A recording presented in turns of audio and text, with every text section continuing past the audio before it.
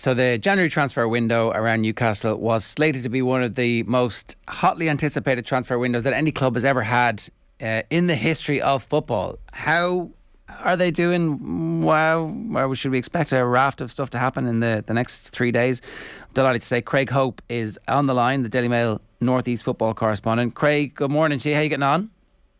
Good morning, guys. I'm good. I'm not used to this level of interest in January. I must admit, it's normally a time of the year under the previous Mike Ashley regime where us North East football reporters would take a little bit of holiday, to be honest. So this is new. This is unprecedented. There is a huge level of interest in everything us guys are writing and saying, and that's for obvious reasons, really. You know, the arrival of the Saudis in October, the Saudi-led ownership, and the promise to spend money is interesting. It's intriguing, and especially in a market really where other clubs aren't doing a great deal of business. But you know, so far I think we've arrived at the 27th of January now, and it's perhaps not what we really expected. There's been two players through the door.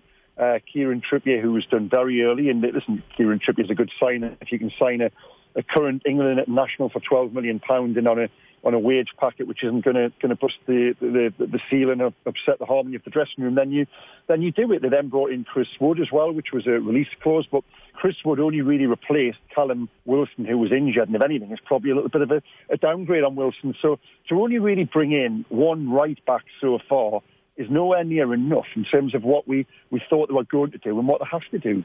So how would you rate the job that whoever is doing the recruitment is doing at the moment?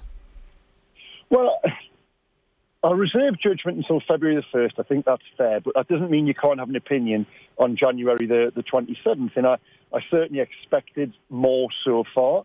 I expected things to perhaps run a little bit smoother. Listen, you know, there's always the caveat that January is a difficult window, and there's a little bit of a Newcastle tax as a premium on deals, as we've seen overnight with our back page story today with the Jesse Lingard deal. Manchester United were asking for an incredible £12 million survival bonus if Jesse Lingard came to Newcastle for 6 months on loan, kept them up. Newcastle had to pay an extra £12 million. So this sort of thing does exist, but I'm on the record writing at the start of January that I thought the new owners were perhaps naive to think that they could go into the window without a director of football and they would just essentially lead the recruitment themselves with the help of the existing framework in terms of the current chief scout. I thought they needed more, and I thought they needed more because of things like the Lingard deal. I knew they were going to meet these road bumps, and so far it hasn't been smooth. They've had two very public pursuits of the two top centre-half targets, Sven Botman at Lille, Diego Carlos at Sevilla.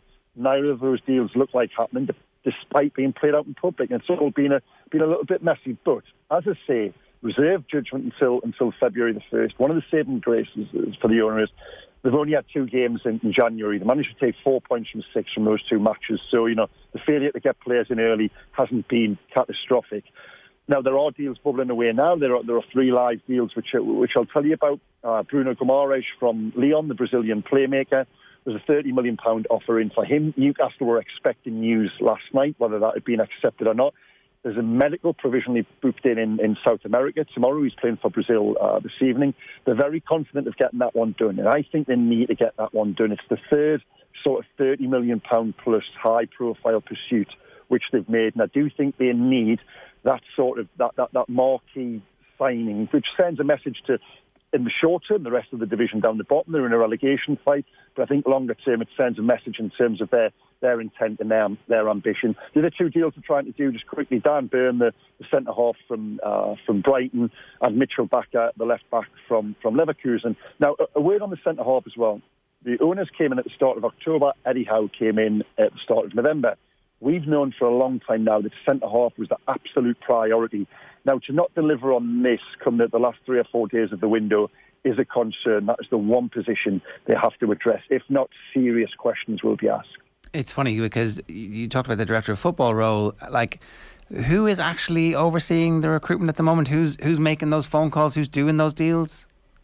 Yeah, again, that's a story we wrote in the Daily Mail. It's an external recruitment firm called Nolan's, which on the face of it, I suppose, raises 1 or 2 eyebrows. Why aren't the richest football club in the world capable of recruiting their own director of football and leading that search in-house? I think it's purely because they're so thin on the ground. They inherited a football club with no executive structure, really. There was only one man in place, an MD, and they've got rid of him.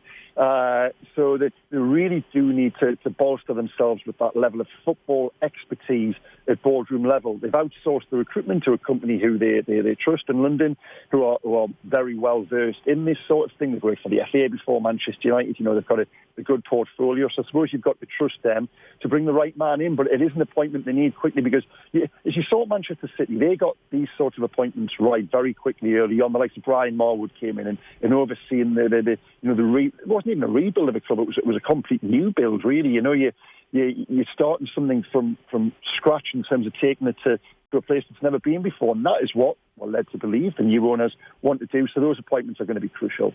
Okay, the three transfers that you say are active at the moment. If they were to deliver all three, everybody would say that's not a bad transfer window. If they get none, it's a bit of a disastrous transfer window. So we're kind of, there's a lot of brinkmanship going on at the moment. There is as well, and other clubs are aware of that with regard to Newcastle. So you saw that with the Sven Botman deal and the Diego Carlos deal. I think the goalposts moved, so to speak, a couple of times in terms of the demands of the selling club. And yeah, it really is at a point now with 3 or 4 days to go where the new, I won't say the reputation is riding on it, because listen, the new owners, Amanda Staveley and her husband, will always have that huge amount of credit in the bank, because they made the deal happen. They brought the richest football club owners, in inverted commas, to the table, and they got the deal done and changed ownership. But at the same time, in the isolation of the January window, that doesn't mean you can't return judgment and you can't give a critique on what they've done. So far, they haven't done enough. It's a big few days in the isolation of putting together a team to keep Newcastle in the division, but also in terms of the ownership as well. How well are Newcastle coming to terms with the fact that clubs are going to try and milk the situation for everything it's worth? Well, how well are they come to terms with it? Well, they've walked away from the Jesse Lingard deal overnight, so that tells you what they think of that. And there's an argument to say, so the Jesse Lingard deal was always going to be this. Jesse Lingard didn't want to join Newcastle on a permanent transfer because his contract is up in the summer, and everyone knows, he's 29-year-old. If you're a free agent, this is your one last chance for a big payday to take you into your mid-30s. He didn't want to sign a permanent with a club who could potentially be relegated in 3 or 4 months' time. Manchester United didn't want to let Jesse Lingard out on loan for a couple of £1 million because he's out of contract in the summer. That effect just be giving him away. So Newcastle were always going to have to pay something resembling a transfer fee for a loan deal. Now, I think they would have gone to £5 or £6 million to make that happen, to in effect buy out Jesse Lingard's contract for 3 or 4 months. But when they were quoted a £2 million loan fee, plus a £12 million survival bonus, plus all of Jesse Lingard's wages, that took the deal for a player for 3 months only, who would leave you in 3 months' time, to in excess of £15, £16 million. They've determined that's not quite worth it. Now, I wouldn't be surprised if the Bruno Guimaraes deal doesn't come off and they're perhaps not able to get another player in that forward attacking midfield position. They might just revisit the Jesse Lingard deal towards the end of the window, and somewhere north of £10 million might actually make sense if they have nobody else in. But yeah, they are being held to ransom to a degree, but they're always going to be. They've got to accept that. And if they are the richest owners in the world, if they do have that level of ambition and intent, you might just have to dig a little deeper in the short term. And I think they've got to accept that to a degree. If they signed Lingard for 10 to 12 million on a 3-year deal, you'd be happy enough. You'd say, okay, I understand that. But if they're signing him, well, I suppose the thing is they'll only pay out the money if they survive, and maybe anything is worth survival.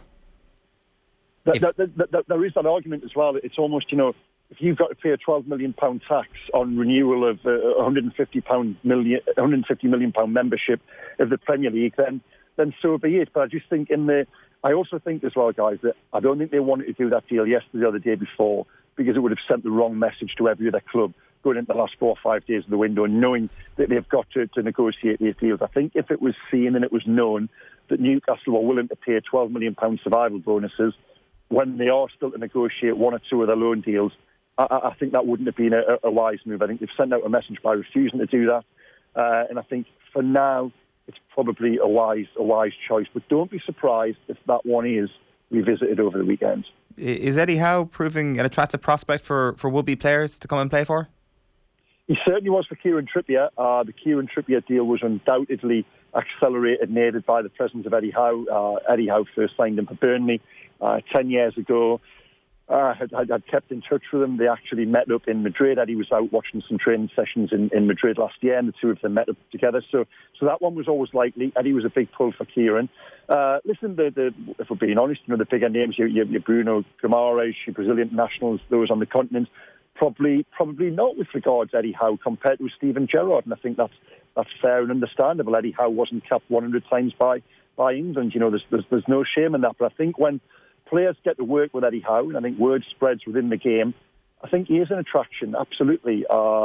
He's come into Newcastle and he's been a breath of fresh air in the dressing room. And I say this on account of things I've heard from inside there and around it. I think he's very hardworking. He's intelligent. He's a genuine guy, and the players have really bought into him. What Eddie needed really was the results to go with it. Prior to the game at Leeds, he'd only won 1 in 10, and 1 or 2 questions will begin to be asked among supporters and beyond Tyneside. Results hadn't really picked up. There hadn't been that bounce. So to that end, the win at Leeds on Saturday was absolutely huge for Eddie. Huge for Eddie in terms of the isolation of himself and what it does with regards to supporters and the wider media. Really just eases a little bit of pressure. But also the aesthetics of attracting players during this final week of the window. If Newcastle hadn't have won, they were potentially 4 or 5 points from safety. As it is, they're only 1. And I do think that makes a difference when you're trying to persuade Brazilian internationals to sign up to your project, rather than the very real fear and prospect of joining a team who could be going down. The fact they're only 1 point from safety makes a slight difference. How is the team playing? Are they playing good football? Are they it's very difficult in a relegation battle mid-season to come in and try and instill a new style. But are they actually playing better football? Are they more likely to win games and draw games that they previously would have lost? I mean, listen, I'll say better with a huge asterisk, and that's better on account of it couldn't have really got any worse. To give you an example, Saturday's game, so Saturday down at Leeds, it wasn't a victory in terms of a tactical masterclass from Eddie Howe. If anything, in the first half, they got the tactics wrong to a degree and could have been 1 or 2 goals down. But what it was a victory for was the game descended into the second half into a game of basketball, murder ball, as Marcelo Bielsa calls it in his infamous training ground drill, where the ball isn't allowed to leave the playing field. And it became a test of fitness and mental resilience and stamina and the motivation and the want to win the football match. Now, I was sat there in the press box at Ellen Road, and I thought, wow, this has gone the way of Leeds United. This is going to be a test of all the qualities Bielsa has instilled in them. Newcastle won't be able to keep up with this. And to their absolute credit, Newcastle were fitter, faster and stronger than Leeds United. And that bears testimony to the work Eddie Howe has done since he came into the club in November. He inherited a squad who weren't at peak Premier League fitness. Callum Wilson is on the record saying that about what happened under Steve Bruce. Now, Eddie Howe in that time has worked on their physical condition and their mental condition, and that is what won the game for them in the second half at Leeds on Saturday. They were mentally stronger and they were physically stronger. So that is evidence of the work Eddie has done with them. Are they playing better football? Yes, you can see what they're trying to do. The numbers are up in terms of XG, entries into the box, all of those sort of things. But there's still a hell of a lot of work to be done there. As I've said a couple of times now, it's going to take a lot longer for Eddie Howe than 2 months to reverse what I felt was 2 years of gradual decline. The fact that you mentioned there a moment ago that Newcastle will be castigated for not signing a centre-back, and Kieran Clark currently isn't a starting centre-back for the club, I dare say that doesn't bode well for his future. What is happening to him and Jeff Hendrick over the next little while? Yeah, well, I mean, Kieran, he had the nightmare of the game against Norwich, Eddie Howe's first home game in the dugout, where he was sent off after 10 minutes for just a brain fade. Really, it really was, and supporters turned on him a little bit after that. There's the outrage on social media, which I don't think is particularly fair or wise. Kieran Clark should never play for Newcastle again, and it just looked as if Kieran's been a good player for Newcastle. He really has. He was Player of the Year in the Championship, but that was 4 or 5 years ago now. He has gone back over a little bit. I'll admit that myself as someone who likes Kieran Clark as a player. But then on Saturday, Jamal Lascelles was injured in the second half, and Eddie Howe put Kieran Clark in at the back. A game where Leeds are chasing an equaliser, and Kieran was excellent. He really was, and I've always thought he's a good footballer. He's a good character. Listen, he's no longer a starter at Newcastle, and I think he would probably admit that and recognise that himself. But he's been a good player for the club. But he probably is one who, in time, they will look to move on, and this could be his last few months at the club. Jeff Hendrick, Jeff Hendrick came in on a free transfer, and everyone said at the time that it was a great deal as a free, and he scored on his his first game down at West Ham, but it's never really worked. And I always had the suspicion. I've covered Ireland for 5 years. I went all over the world covering Ireland with you guys, and I'd watched Jeff Hendrick, and I remember seeing Jeff Hendrick at 21, 22, 23, and I remember having a conversation with David Moyes when he was in charge at Sunderland, and I said to him, go and sign Jeff Hendrick, because I've watched this guy, this young lad coming through with Ireland. He's brilliant. He's a box-to-box midfielder. I think he's worth the £10 million Burnley are asking. Now, Jeff Hendrick has never kicked on from that. If anything, I think he's got gradually worse over time, be that from Euro 2016, be that for his club, or be that for his country too. I just think he just seems lost as a player. He doesn't really impact the game. He doesn't get about as much as he used to. And this is a player who I rated incredibly highly for a spell 4 or 5 years ago. And it's no surprise that he's found himself on the bench at Newcastle now and barely getting a look in at all. And he's another one who, listen, Jeff could probably even move on this month. If not, he certainly will do in the summer. And it hasn't really worked out for him, perhaps, as we would have expected. As I said at the top there, there's a little bit of an expectation you're getting a player on a free who was perhaps worth more and could come in and be remotivated, reinvigorated by a change of scenery. And it just hasn't worked. It really hasn't. Craig, the last thing I just wanted to talk to you about was the prospect of relegation, right? So we know how quickly a bad run of form gets you sucked in, somebody around you puts on a weird random run of results, and all of a sudden what looked like a good team doesn't get sucked in. Is the result against Leeds enough to give you a sense that actually of the bad teams that are down there, Newcastle have enough about them, and with a couple more signings should be okay? They should be the favourites to survive. Now, if you analyse the 4 teams down there at the moment, the one who should be stronger between now and Tuesday is Newcastle United. They're the ones with the means to go and do something about it. Now, if they don't, again, I've said before, serious questions will be asked. They've got to have a stronger squad come Tuesday morning. That, coupled with the good work Eddie has already done, the 2 signings they've already got in, and the good players have already got at this club. There's this myth that Newcastle's got a terrible squad. They've got weaknesses in the squad, but they've also got some very good players in there as well, players who can make the difference. I would honestly back them to stay up as of now. I really would. I just think they're a team heading in the right direction. You've got Watford heading in the wrong direction. Burnley have stalled a little bit. I know Norwich have picked up, but they will probably, ultimately probably will go down. Everton are sinking like a stone. I mean, the scenes this week trying to chase a manager before he's even been appointed is incredible.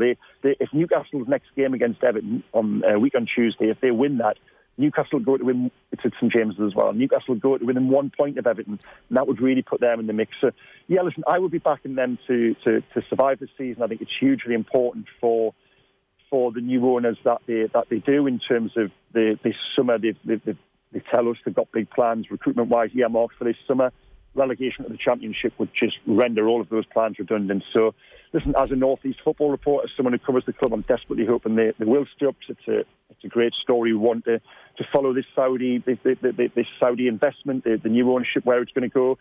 And I honestly think, as of now, I think they will. Craig, great stuff. Thanks a million for joining us. Cheers. Cheers, guys. Bye-bye. Craig Hope there of the Daily Mail, talking to us about the situation at Newcastle. I saw Jeff Hendrick linked with a move to Borough on loan for the rest of the season. Something like that might not be the worst thing for him. Yeah, and we've seen in the last international window that he's still got a capacity to be brilliant. So it's very strange what's happened to him over the last little while. I think it's been one of the real disappointments over the last 5-6 years, especially when you factor in the fact that he shows these glimpses. I just want to go back to, we played a clip of Colin Fennelly in the ad break there talking about the movement in front of the keeper, and it was so instinctive, but his ability to explain what happened and where the space came from, that's the type of deep hurling knowledge and sports knowledge that the players have that sometimes they can't talk about afterwards. But it was just really interesting to hear him explain, no, I saw this space and I decided I was going to go there. Now, I didn't see the ball because it was so fast, but I also remembered this earlier occasion when this thing happened, where all that happens split second. The lads move, you move. It's this kind of it's musical in a way, where everybody is in synchronicity and harmony. It's just it's an incredible level of insight to what the million different decisions that sports people make. That is the difference between one of the greatest moments in hurling that we've seen in a long time versus, Ballyhale didn't get it done, Thomas has go on, it's the end of a great team, and we're like, geez, he nearly pulled it out there at the end. But and how the randomness of so much stuff happens. In their brains, they do this thing that happens and they go through. I don't know. It's just very interesting, I find. So that was on the show with Tommy and Will O'Callaghan on the Club Championship show. It's every week during the Club Championship. The podcast is available right now in the OTB GAA stream. You should subscribe to that if GAA is your thing, because every day there's top quality content going there. And our Club Championship coverage and Off the Ball is all brought to you by AIB, proud sponsors of the football, hurling and camogie All-Ireland Club Championships. Check out the hashtag #TheToughest for more. What good players will join Newcastle if they go down, and if they get in too many players, will they gel in time to get results? I don't know. That's what makes this part interesting. I think the point about Everton, though, like, it looked like, Everton got rid of Rafa, everything's going to be okay for a while, they'll have a turnaround now, but there's such a shambles. Maybe relegation is what Everton need. They could do a sort of, I'm not saying Newcastle bounce back with any great, not in a great shape since they've got relegated a couple of times, but I would suspect it will be like a Newcastle job where they go down and win the championship comfortably. I don't think. You get rid of all the deadwood. You get rid of all those players. You only have players you really want to play for you. You've got a manager who has control, and you've got a director of football who's buying players for a particular style of play, and it would be bad though for Newcastle. For Everton, I think for both clubs, I don't think either of them want to. They don't. Obviously, it's $100 million loss. No, I know it's not. I don't think it would be bad for Everton in the long run. I think that actually it's a kill shot to the nonsense, and you actually, I'm sure all those contracts have, if we go down, we're not paying you 170 grand a week anymore. Well, yeah, there's certainly a lot of overpaid players in that dressing room. It certainly kills the notion of where Everton think they could be, or maybe what people in the club think they could be, and there's been a huge degree of complacency that sets in, and that's why you're 16th in the league. OTB AM is brought to you by Gillette. Good morning. Start with Gillette. Put your best face forward with the new and improved razors